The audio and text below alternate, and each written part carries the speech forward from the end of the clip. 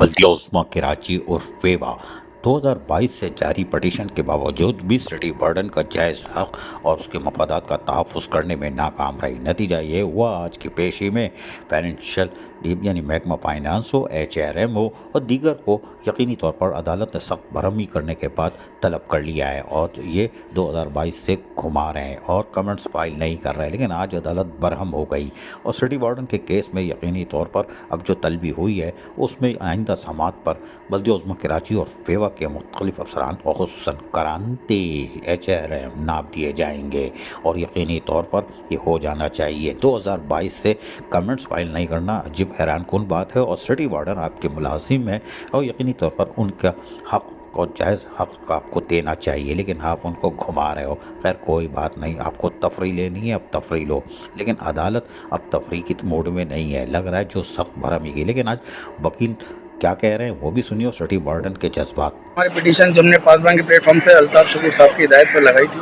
जिसके अंदर हमने KMC के अपॉइंटमेंट्स को चैलेंज किया था। वार्डन्स के जो अपॉइंटमेंट्स किए थे हमने रेगुलर करवाया था इनको 2019-20 में, उसको हमने चैलेंज किया सीनियरिटी के लिए। और कुछ ड्यूज़ इनके बाकी थे ड्यूरिंग सर्विस जो इनको अनपेड थे। 2022 से हमारी CP चल रही है, अभी तक KMC डिपार्टमेंट ने अपने कमेंट्स फाइल नहीं किए, जिस पे आज अदनान इकबाल चौधरी साहब की DB में बहुत बरहम हुए कि अभी तक इतने ड्यूरेशन में कमेंट्स फाइल नहीं हुए, जिसके HR हेड और इनके फाइनेंस डिपार्टमेंट के लोगों को इन पर्सन बुलाया है और नेक्स्ट डेट पे अगर वो इन पर्सन आएंगे और शो कॉज किया है उनको कि वो आके बताएं कि इतने अरसे से इनकी सैलरीज और इसका कमेंट्स फाइल क्यों नहीं हुए।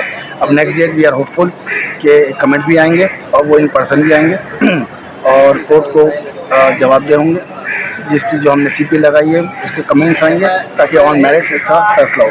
Thank you. अस्सलाम वालेकुम। हमारी CP 787 2022 में फाइल हुई थी, जिसमें हमने अपने अपॉइंटमेंट लेटर्स और अपनी कुछ माह की सैलरीज चैलेंज किए।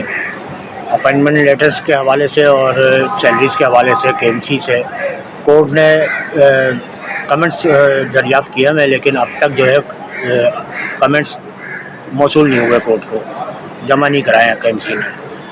अल्हम्दुलिल्लाह आज जस्टिस अदनान इकबाल चौधरी साहब ने इस चीज़ पर बरहमी का इजहार करते हुए उनको हिदायत जारी की है KMC को कि अगर अगले हेयरिंग पर वो खुद कमेंट जमा नहीं कराते हैं तो इंशाअल्लाह वो खुद पेश होंगे, जिसमें HRM हेड, फाइनेंस डिपार्टमेंट और अदर्स शामिल हो सकते हैं, जिसके ऊपर हम जस्टिस अदनान इकबाल चौधरी साहब के बेहद मशकूर हैं। और साथ इस सब का सहरा जो है वो पासबान डेमोक्रेटिक पार्टी अल्ताफ शकूर साहब के सर जाता है, जिसमें एडवोकेट खुर्रम लाखानी साहब का बहुत ज़्यादा किरदार है।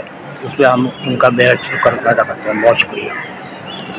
आज मधुबाला भी चीख चीख कर बोल रही है, शाबाश है सिटी वार्डन, खींच कर रखो इनको, चीख रही है।